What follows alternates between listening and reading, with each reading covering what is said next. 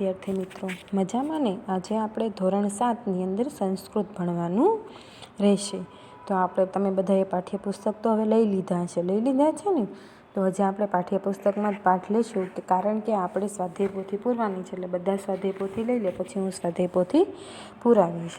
તો ચાલો, હવે આપણે બીજો પાઠ છે, કયો છે તમારો? વાર્તાલાપ, એટલે કે વાતચીત, સંવાદ. આપણે એકબીજા સાથે વાતચીત કરીએ છીએ ને, દોસ્તો મિત્ર સાથે. તો કે આ પાઠમાં છે ને ભોજન સમયનો વાર્તાલાપ આપેલો છે. કારણ કે ભોજનનો રોજિંદોનો કાર્યક્રમ હોય છે, કે રોજ આપણે દરરોજ ભોજન તો કરતા જ હોઈએ છીએ. બાળકો ભોજનને લગતા નાના નાના વાક્ય સંસ્કૃતમાં બોલવાનો પ્રયત્ન કરે છે. તો સંસ્કૃત ભાષા પ્રત્યે તેમનો શું વધે? આત્મવિશ્વાસ છે એ વધે. એવી રીતે ભાવેશ અને ચેતના છે એ શું છે? ભાઈ બહેન છે. તો અહીં ભોજન વખતે તેમની વચ્ચે આ સંવાદ થાય છે. તો ચાલો આપણે ગણીએ. ભાવેશ તો કે નમસ્કાર. ચેતના: નમસ્કાર ભાવેશ, આગચ્છતુ સર્વ કુશલ વા. શું કહે છે? ભાવેશ કહે છે નમસ્કાર. ચેતના કહે છે નમસ્કાર ભાવેશ, આવો, બધું કુશળ છે ને? તો ભાવેશ કહે છે સર્વ કુશલમ, તો કે બધું કુશળ છે. તો ચેતના કહે છે અપવિશિતું જલમ સ્વીકારિતું, તો એમ કહે છે બેસો, પાણી લેશો. કોણ કહે છે? ચેતના. ભાવેશ કહે છે ધન્યવાદ, તો કે આભાર. ચેતના: ચા કે કોફી? તો એમ કહે છે ચા લાવું કે કોફી? ભાવેશ: કંઈ પણ. ભાવેશ શું કહે છે? કમીપી માસ્તુ ઇદાની ભોજનમ આવશ્યકતા, તો કે કંઈ પણ નહીં, અત્યારે ભોજન જરૂરી છે.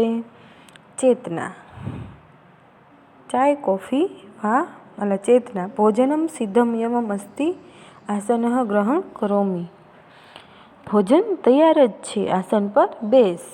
પછી ભાવેશ: કૃપયા પીરસ્યતુ ભોજન મેં કિમ અસ્તિ. ભાવેશ શું કહે છે? કૃપા કરીને ભોજન તું પીરસ. અને ભોજનમાં શું શું છે એ કે? ચેતના: ભોજન વ્યંજનમ અસ્તિ, રોટિકા અસ્તિ, મોદક અસ્તિ, અવલેહ અસ્તિ, ઓદનમ અસ્તિ ચ દાલમ અપી અસ્તિ. ચેતના શું કહે છે? ભોજનમાં શાક છે, રોટલી છે, લાડુ છે, અથાણું છે, ભાત છે અને દાળ પણ છે. તો બધાયના મોઢામાં પાણી આવી ગયું ને? તમારા બધાયના મોઢામાં પણ. હવે ભાવેશ કહે છે તો તહી શીઘ્રમ દદાતુ, તો જલ્દી આપ. ચેતના: સ્વીકારતું લવણમ આવશ્યક વા? લવણમ એટલે મીઠું, નમક. ચેતના કહે છે શું મીઠુંની જરૂર છે? ભાવેશ: ધન્યવાદ ની. ભાવેશ: આમ દદાતું કિંચન તક્રમ અપી આવશ્યકતા, હા આપો, થોડી છાશ પણ આપો, એમ કહે છે. ભાવેશ કિંચન ચેતના: સ્વીકરોતુ એક મોદકમ અપી સ્વીકરોતુ, તો લ્યો, એક લાડુ પણ લ્યો, એમ કહે છે. ભાવેશ ધન્યવાદ એક રોટિકામ અપી દદાતું. ભાવેશ કહે છે આભાર, પણ એક રોટલી પણ આપો. ચેતના: અવલહ અપી અસ્તિ આવશ્યકતા. અવલેહ એટલે અથાણું. અથાણું પણ છે, તેની શું જરૂર છે? ભાવેશ: માસ્તુ ઇદાનમે ઓદન દદાતું, તો લો, દાળ પણ લો. ના, હવે ભાત આપો, એમ કહે છે. ઓદનમ એટલે ભાત. હવે ભાત આપો. ચેતના: સ્વીકરોતુ દાલમ અપી સ્વીકારતું, તો લો, દાળ પણ લ્યો. ભાવેશ ધન્યવાદ.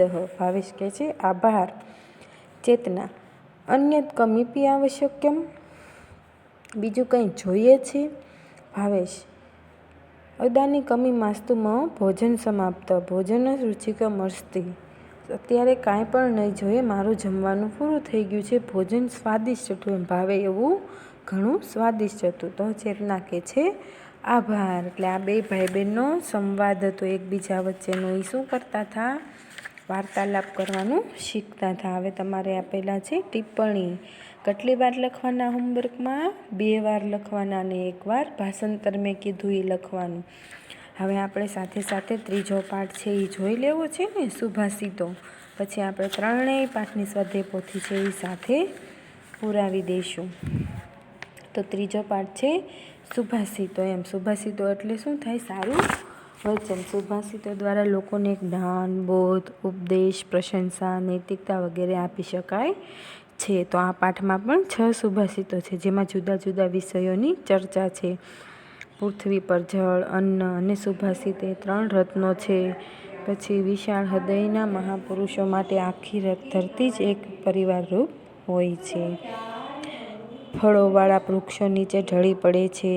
તમે ગુણવાન મનુષ્ય સર્વત્ર નમ્ર હોય છે. એવી રીતને વગેરે આપણને સુભાષિતોમાં આપેલા છે. શાસ્ત્રથી શુદ્ધ એવી વાણી, ઉપચાર અને મન જેવી પવિત્ર ગણે તેવું આપણે કાર્ય કરવું જોઈએ, એવો પણ આપણને સુભાષિત આપેલો છે.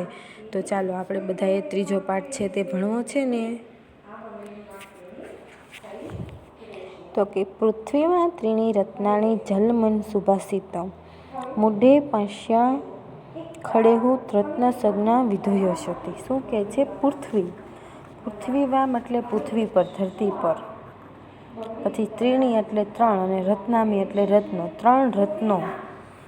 પછી પાષાણ ખેડૂ એટલે પથ્થરના ટુકડાઓ, રત્ન સજ્ઞા એટલે રત્ન એવું નામ છે, અને વિધેયતી એટલે કરાય છે. તો એમ કે છે કે પૃથ્વી પર જળ, અન્ન અને સુભાષિત એમ ત્રણ રત્નો છે. કેટલા રત્નો છે? ત્રણ. કયા કયા? તો કે જળ, અન્ન અને સુભાષિત એમ ત્રણ રત્નો છે. મૂર્ખ માણસ પથ્થરના ટુકડાઓને રત્ન એવું નામ આપે છે. રત્ન તો માત્ર પૃથ્વી ઉપર કેટલા છે? તો કે એક તો જળ છે, અન્ન છે અને સુભાષિત છે.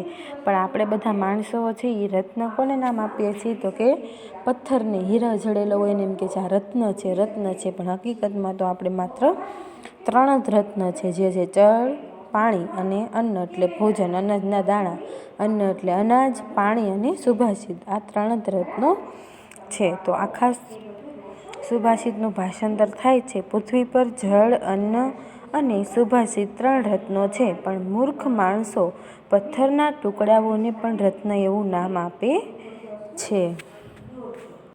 તો હવે આવે છે બીજો સુભાષિત. તો કે અય નિજ્ય પરોવેતી ગણના લઘુ ચેતના સમ ઉદાર ચરિતના તું વસુધૈવ કુટુંબ. તો શું કહે છે? અયમ એટલે આ, અતિ ગણના એટલે એવી ગણતરી, લઘુ ચેતવાસ એટલે સંકુચિત મનવાળાઓની, એટલે હલકા માણસોની વૃત્તિ, મનોવૃત્તિ. ઉદાર ચરિત્ર એટલે ઉદાર ચરિત્રવાળોની, હૃદયવાળા પુરુષો માટે વપરાયેલું. વસુંધરા એટલે પૃથ્વી, કુટુંબક એટલે પરિવાર, કુટુંબ. તો આ સુભાષિત દ્વારા આપણને શું કહેવા માંગે છે? તો કે આ પોતાનો છે અને આ પારકો છે એવી ગણતરી સંકુચિત મનવાળાઓની હોય છે. તો સંકુચિત મનવાળા એટલે કે નીચી વૃત્તિવાળાની હોય છે, કે આ પોતાનો અને આ પારકો એવા ભેદભાવ કરતા હોય છે. પણ વિશાળ હૃદયવાળા માટે તો ધરતી એક જ પરિવાર રૂપ છે. તો પહેલાં હું તમને આનું ભાષાંતર કહી દઉં. તો કે આ પોતાનો છે અને આ પારકો છે એવી ગણતરી સંકુચિત મનવાળાની હોય છે. વિશાળ હૃદયવાળાઓને તો માટે આખી ધરતી એક જ પરિવાર છે. અર્થ એવો થાય છે કે આ પોતાનો, આ પારકો, આ બીજો, આ ત્રીજો, એવો એકબીજામાં ભેદભાવ રાખવાવાળા વ્યક્તિ હોય છે એની વૃત્તિ કેવા હોય છે? સંકુચિત હોય છે. જે નીચા વિચારોવાળા વ્યક્તિ હોય છે ને એ એકબીજા માણસો વચ્ચે ભેદભાવ રાખતા હોય છે, કે આ આપણો છે, આ બીજા જ્ઞાતિનો છે, આ આપણો, આ પોતાનો છે, આ પારકો છે. એ જે નીચા વિચારોવાળો વ્યક્તિ હોય એ એવા વિચારો કરે છે. જ્યારે વિશાળ હૃદયવાળો વ્યક્તિ હોય એ તો આખી પૃથ્વીને આપણો પરિવાર માનતો હોય છે. હવે ત્રીજું, તો કે નમંતી ફલિનો વૃક્ષાઃ નમંતી ગુણિનો જનાઃ શુષ્ક વૃક્ષાશ મૂર્ખાશ ન નમંતી કદાચન.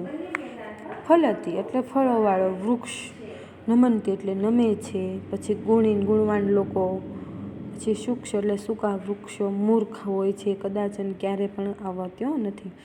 તો એનું ભાષાંતર એવું થાય છે: ફળોવાળા વૃક્ષો નમે છે, ગુણવાન માણસો પણ નમે છે, સૂકા વૃક્ષો અને મૂર્ખ માણસો ક્યારેય નમતા નથી. ભાષાંતર કેવું થાય છે? ફળોવાળા વૃક્ષો નમે છે, ગુણવાન માણસો નમે છે, પણ સૂકા વૃક્ષો અને મૂર્ખ માણસો ક્યારેય નમતા નથી. હવે અર્થ એવો થાય છે કે જ્યારે ફળ ઉપર વૃક્ષ હોવા છતાં વૃક્ષ નીચે નમી ગયેલું હોય છે એમ. એટલે વૃક્ષ ઉપર ફળ હોવા છતાં એ વૃક્ષ જે કેવો હોય છે? નીચે નમી જાય છે. એની ઉપર ફળો થાય છે એટલે એ નમે છે ને.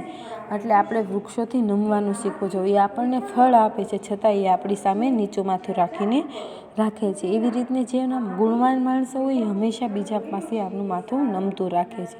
શું કામ? તો કે એ ગુણી છે, ગુણવાન છે, પણ જે મૂર્ખ માણસ હોય એ કદાપી કોઈને નમતો નથી. એવી જ રીતે જે સૂકા વૃક્ષો હોય એ કોઈ દિવસ નીચા નમતા નથી. એટલે ઉદાહરણ આપેલું છે. હવે ચોથો શ્લોક આવે છે. સડેતે યંત્ર વતંતે તંત્ર દેવઃ શર્યાકૃત અધમ્ય હિ સદ્ધહિ કાર્યાળી ન મનોરથે. તો એમ કે છે કે ઉદ્ધમ, સાહસ, ધીરજ, બુદ્ધિ, શક્તિ અને પરાક્રમ આ 6 ગુણો જ્યાં હોય ત્યાં દેવ સહાય કરે છે. એટલે કે જ્યાં ઉદ્ધમ હોય એટલે ઉદ્ધમ એટલે ધીરજ હોય, સાહસ હોય, ઉદ્ધમ વડે એટલે મહેનત હોય. પછી ઉદ્ધમ વડે કાર્ય એટલે શું થાય? મહેનત. જેની પાસે ઉદ્ધમ હોય, મહેનત કરવાની શક્તિ હોય, જેની પાસે સાહસ એટલે જેની પાસે હિંમત હોય, ધીરજ હોય, બુદ્ધિ હોય, શક્તિ હોય અને પરાક્રમ હોય, આ 6 ગુણો હોય ને એના હંમેશા દેવી શક્તિ પણ હાજર હોય છે. એટલે એ દેવ પણ એને સહાય કરે છે. તો એનું ભાષાંતર માત્ર એટલું થાય: ઉદ્ધમ, સાહસ, ધીરજ, બુદ્ધિ, શક્તિ અને પરાક્રમ આ 6 ગુણો જ્યાં હોય છે ત્યાં દેવ સહાય કરે છે. એટલે કે આ 6 ગુણો જે માણસ પાસે હોય છે એને દેવતા પણ સહાય મદદ કરે છે. હવે 5મો, ન હિ સુપત્સ્ય સિંહસ્ય પ્રવિશન્તિ મૂર્ખે મૃગાઃ દ્રષ્ટિ પૂત નમસ્તે પાદવષ્ટુપમ પિંજમન શાસ્ત્રપુત્ર વેદવાણી મન પુત્ર સમાચેરે. તો શું કે છે? 5મો શ્લોક, ઉદ્યમન હિ સધ્યન્ય કાર્યાણી મનોરથે ન હિ સુમસ્ત સહિષ્ય પ્રવશ્યતિ મૂર્ખે મૃગા. તો કે ઉદ્યમ વડે જે કાર્યો સફળ થાય છે, મનમાં તરંગો વડે નહીં. સૂતેલા સિંહના મુખમાં પ્રાણીઓ આપમેળે પ્રવેશતા જ નથી. જો માણસને ઉદ્યમ હોય, મહેનત કરવાની શક્તિ હોય, મહેનત કરવાની ઉત્પન્ના હોય તો જ કાર્યો સફળ થાય છે. મનના તરંગો વડે કાંઈ કાર્ય સફળ થતું નથી કે હું આ કરી નાખીશ. તરંગો એટલે સપનો જોવાથી એક કાર્ય સફળ થતું નથી. પણ જો આપણામાં ઉદ્યમ હોય કે મારે આ કરી જ નાખવું છે તો કાર્ય સફળ થાય છે. જેમ સૂતેલો સિંહ હોય છે એના મુખમાં શિકાર આપોઆપ આવી જતો નથી. એના મોઢામાં શિકાર હોય છે, જાતે પ્રવેશતો નથી. એને પણ મહેનત કરવી પડે છે. તો આપણને એવી રીતે જ કીધું છે, જો ઉદ્યમ હોય તો જ કાર્ય સફળ થાય. સપનો જોવાથી કાંઈ કાર્ય સફળ થતા નથી. એમ આપણને સિંહનું ઉદાહરણ આપ્યું છે કે સૂતેલા સિંહના મોઢામાં પ્રાણી આપમેળે પ્રવેશતો નથી, એને પણ મહેનત કરવી પડે છે. તો ભાષાંતરમાં તમારે શું લખવાનું? ઉદ્યમ વડે જ કાર્યો સફળ થાય છે, મનના તરંગો વડે નહીં. સૂતેલા સિંહના મુખમાં પ્રાણીઓ જાતે પ્રવેશતા નથી. હવે 6ઠો,